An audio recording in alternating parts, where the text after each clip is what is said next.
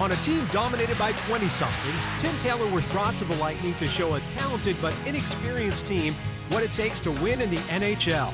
On this edition of Inside the Lightning, Paul Kennedy sits down with number 27 to talk about changing the attitude inside the Tampa Bay locker room, why early in his career he gladly turned himself into a defensive forward, and his impressions of an assistant coach named John Tortorella when they first met in New York.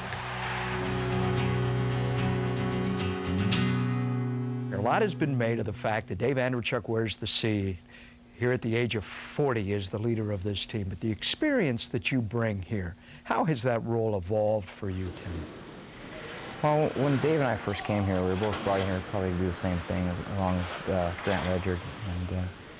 And there's a lot of different things that we experienced here that we didn't really like when we first got here. And we just tried to bring our experiences from different teams and involve them with this team that we were coming into. And that had a lot to do with John Tortorella allowing us to do that and pressing us to make those changes within the locker room. And I think a lot of it was just to let the younger players grow up and come into their own. And so far, within 3 years here, it's been a total transformation of this hockey team. It's been one that expected to lose and hoping to win, to now a team that just expects to win every game.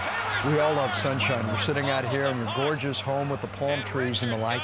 But for a long time, that's what the Tampa Bay Lightning were synonymous with. Guys would come down here at the end of their careers. It was an enjoyable place to come without a lot of pressure. Would you say that that was its reputation around the league? I would think so. You know, to be honest with you, when I first got traded here, the one thing I sat down with my wife Jody was, I don't know if I can play in that kind of climate. And when we came here, I was a little tentative, knowing that it was going to be hot every day, and we were used to the 4 seasons. But it's been tremendous. Obviously, winning has a huge part to play in this role. But it's been a lot of fun, and going to the rink in shorts and enjoying the days off, and instead of shoveling your driveway, come out and playing a round of golf in a nice golf course. It's been a lot of fun, and it's been a great experience for our family, and we have nothing but wonderful experience so far within this area. What did you object to on the ice when you first got here, and what have you, Dave, Torts, the leaders in that locker room, made it important to achieve with this hockey team every day? Well, I felt that when we first came here, there was a lot of expectations put upon Vinny Lecavalier, Brad Richards, Nikolai Habibulin. I felt that it was our job, so to speak, to come in and try and take that pressure off. Not so much try and go in and think that we were going to be the heroes and turn things around collectively within Dave and myself, but I felt that if we could come in and just add little extra experience and the little things, the intangibles that win hockey games, I don't think our hockey team had grown to see that yet. And I think with the experience of Dave and with the historical career that he's had up until now, I mean, a lot of guys really listened to him. And my voice wasn't so much the one that said throughout the locker room, was the one maybe felt through him, where I would talk to him and he would relay that to the rest of the guys, and him and I would talk a lot. And the little things within the hockey game that win hockey games, I don't think this team had gone through that or developed that.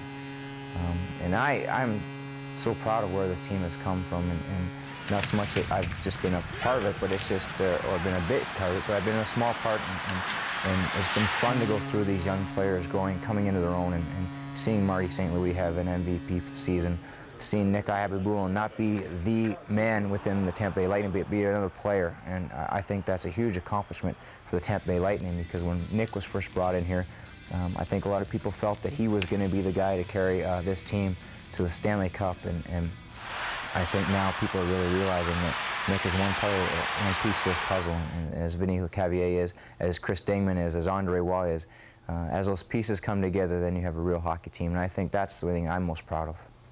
Leadership comes through example, your play on the ice. With all that skill up front, with Nick in goal, you play on what is regarded as the checking line. Talk about its importance and how you view that role on this team. Our job is to stop the opposing team's top line. If you collectively go through a season and we are -5 or -10 throughout the whole season, that's a great stat for us, simply because that means out of 82 games, we've been on the ice for 10 more goals against than the opposing teams have, that we have scored. throughout the year, and that gives our team a huge advantage if for winning these hockey games. You know, if you come into one night and we have Jaromir Jagr and he scores 1 goal, and we're -1, and our top line doesn't score a goal, the other team's usually going to win. And if we can hold the top line to not scoring, and maybe get one ourselves, and our top line is scoring, it gives our team a great opportunity to win a hockey game. If you can do that throughout the season and have out of 75 games, only 5 or 6 games being a minus, your team's going to be pretty successful. We have this luxury of playing against the best players in the world, and it's a huge challenge every night. I look forward to it every night. I look on the schedule and looking at the best players in the world and see each night who I'm going to get to play against, and I really enjoy that personally. Handing it to Taylor in the ramp. Brown couldn't finish it off. He scores! Taylor found it!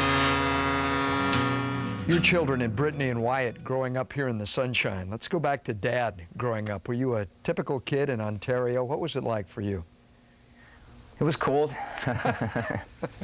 but it was a little similar to our children now, and that hockey was a surrounding of my life, and with them right now, I'm very happy that they're both at an age now they can experience the experiences I'm going through.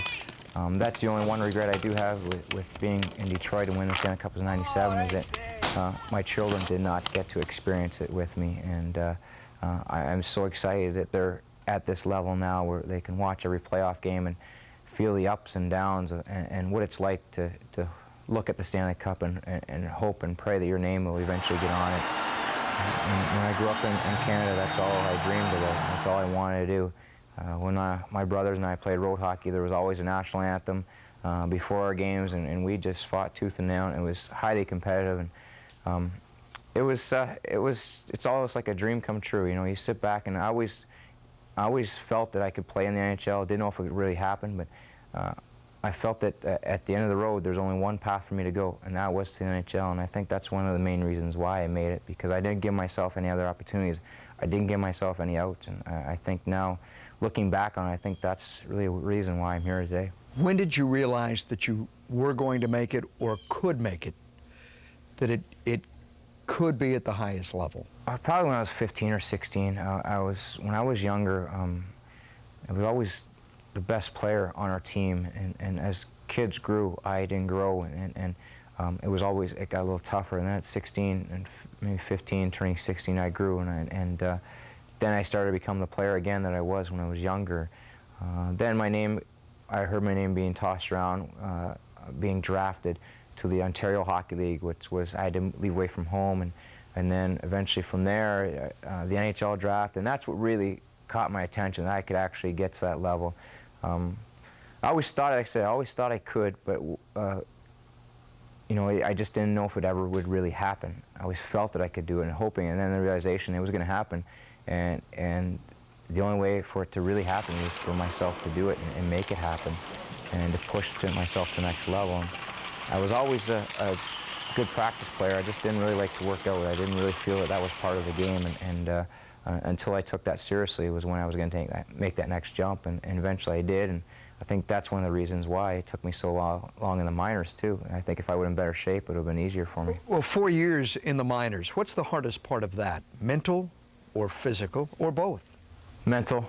I think within the minors you get broken down so easily, not by the coaching staff within that hockey team, but by the guys who draft you, the general manager of the other team coming down and saying you're not playing good enough, you're not doing this well enough, and you need to do this, you need to do that, and then you go back to training camp the next year and you don't get a chance. You're right down within the minor league, and that's tough on players. A lot of players can't adapt to that, and they just don't seem to get to that next level. There's better players. When you start in the minors, there's some players I look back and I thought, well, this guy is awful, but he was a better player in the NHL than he was in the minors. And there's some players in the minors that do really well, and then they get to the NHL level, just can't do it. There's just a different level, and some guys are able to adapt to it, and some guys aren't. What did it feel like the first time you put on that Red Wings sweater and skated in the NHL? Do you remember the moment? I remember that too. Something I'll never forget. I remember getting the call. I played the night before in Rochester. New York, and it was like a 4 or 5 hour bus trip back home, and we played this was a Friday night. We played the Saturday night at home against Rochester again. It was a home and home, and I was in bed, and the phone rang, and my wife answered it and handed it to me. It was my coach, Noah Brown. I'll never forget it. He said, "Tim, you got called up," and I just couldn't believe it. It was you wait your whole lifetime for it, and preparing yourself for it, and all of a sudden the opportunity comes, and then all of a sudden you have that ill feeling of you don't know whether you can handle this situation and whether you're ready. And you're never ready until you go and face it right on. My wife had to drive me to Montreal, which was about a 3.5 hour trip from Adirondack, and it was Glens Falls, New York. And she dropped me off at the Sheraton Hotel and walked into that hotel, and it was amazing. The Montreal fans had already known that I got called up for the game, and all of a sudden I wasn't just a player from the American League. I was Tim Taylor, the leading scorer, who got called up for the Detroit Red Wings, and I wasn't supposed to play. Scotty Bowman, the guy, Dino Cicerelli, was supposed to be hurt, and he was able to play. And they weren't actually going to play me, so I was going for warm-up. Brian Murray went back to Scotty Bowman and told him, "We've called this guy up for the American League. He's leading the league. You need to play him." And so they scratched another guy, and I was able to go in the lineup. And I'll never forget that Paul Coffey come up in the dressing room and saying, "This is one of many. I hope you enjoy it and have a lot of fun." And I went up there for the warm-up, and it was fantastic, and skating around the old Montreal Forum where I was drafted from. When I drafted was at the Montreal Forum. I hear my name called to the draft, actually playing my first game there, and then being inserted in the starting lineup. That was unbelievable. I thought I was going to fall over when they were doing both national anthems, and I was very nervous and at the same time very excited to score my first goal that evening. And I don't care where they would have sent me after. I got sent down, but they could have sent me anywhere. I was very happy. And at that point, too, I said to myself, this is where I want to be. This is where I got to get to. And I was very focused after that.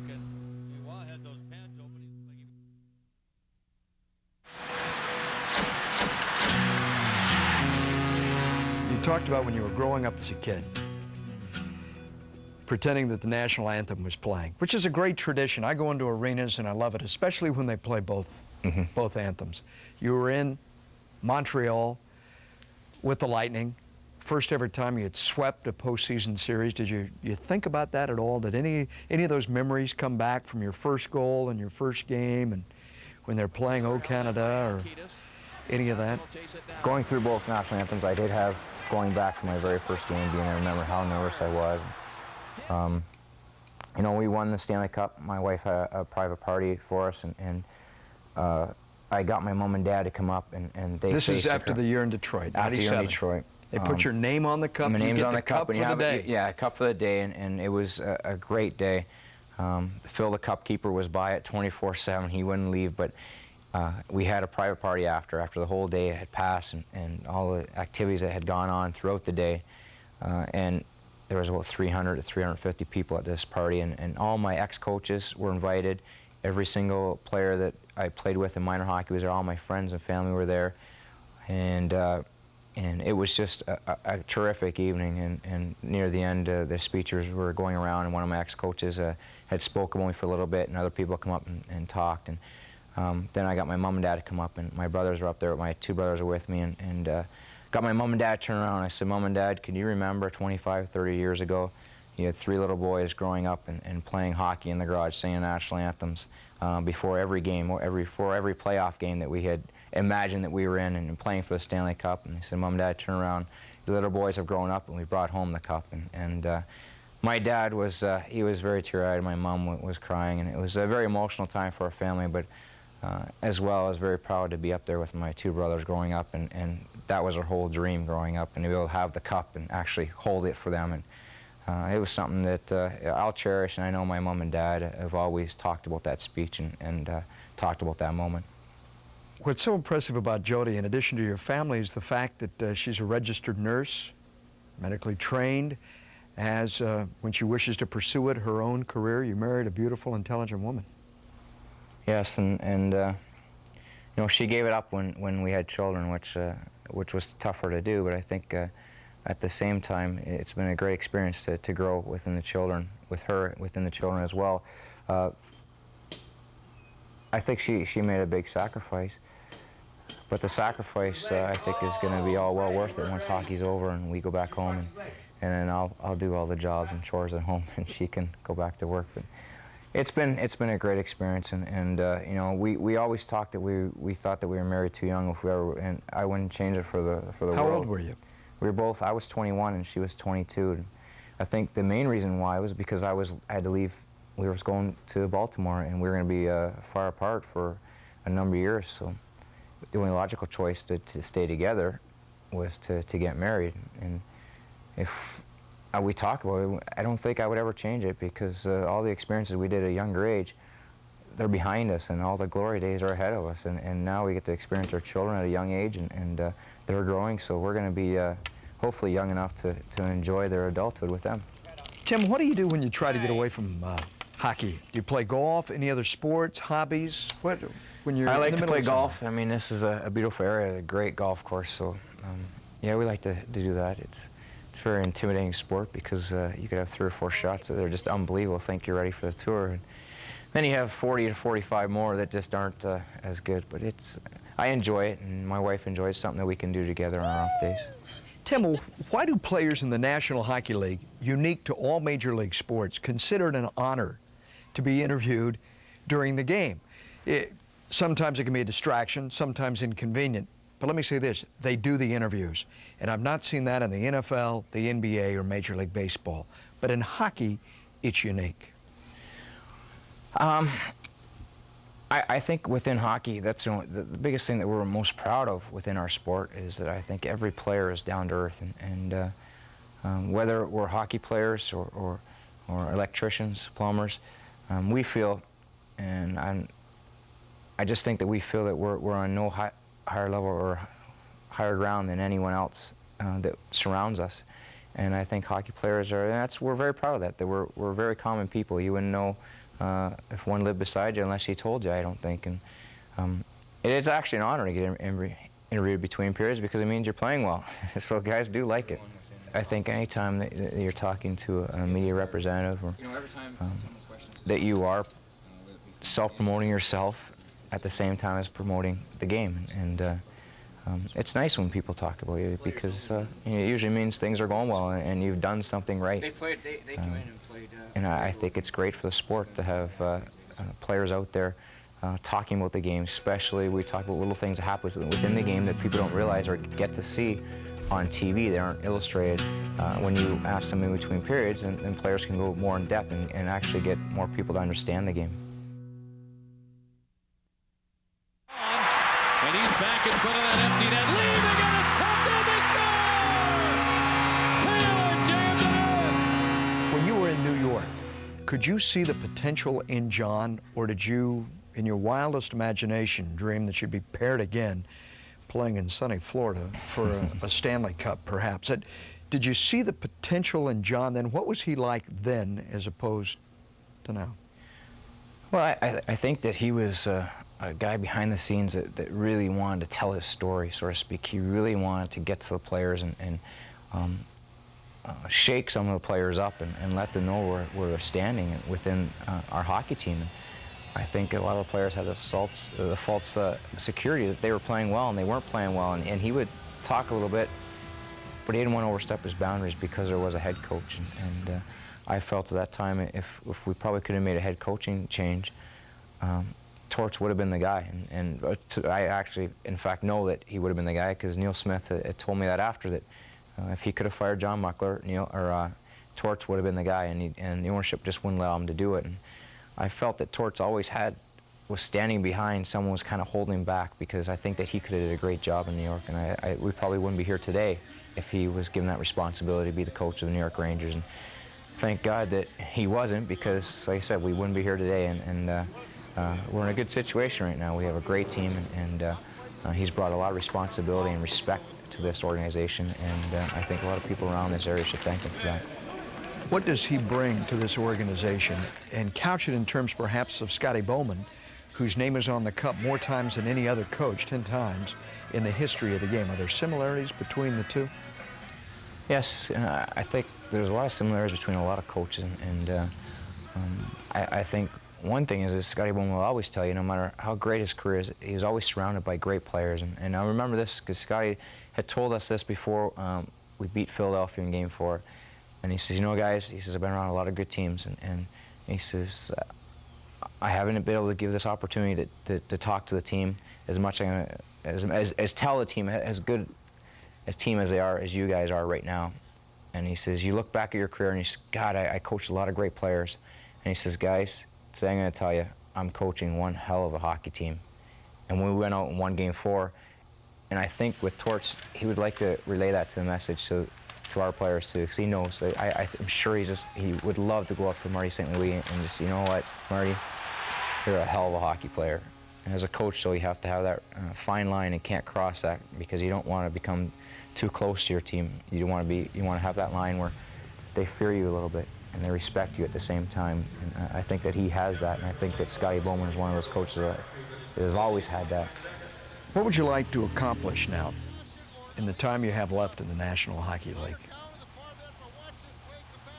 I don't know where our family, I know where our family's going to be in 4 or 5 years. I don't know what I'm going to do. I'm not too worried about that. I'm mainly concerned is to settle down and relax and enjoy watching my kids play sports and watching them grow. But the time I do have left in the NHL, I'm going to make the best of it. I tell you, I'm not going to retire early. I'm going to play as long as I can until they kick me out. Could you ever see yourself coaching? Absolutely not. Nope. I'd rather do my coach as a player. I like doing that, but when you live your life as a player, you realize that there's a lot of instability within sports. You can't tell your children, you know, you're in your house where you're playing, you don't have a little notch in the doorway of how your kid's growing, because, you know, within 1 or 2 years, 3 years, you're gone. And there's so much instability within sports, and you could be moved at any time. You're gone here, or whether you're hurt or whether the team just doesn't want you anymore, you're not playing well enough. And I think as a coach, there is some of that back into it. You never know. It depends on how well your team plays, how long you're going to last. And after I'm done playing, I'll be done with that as well.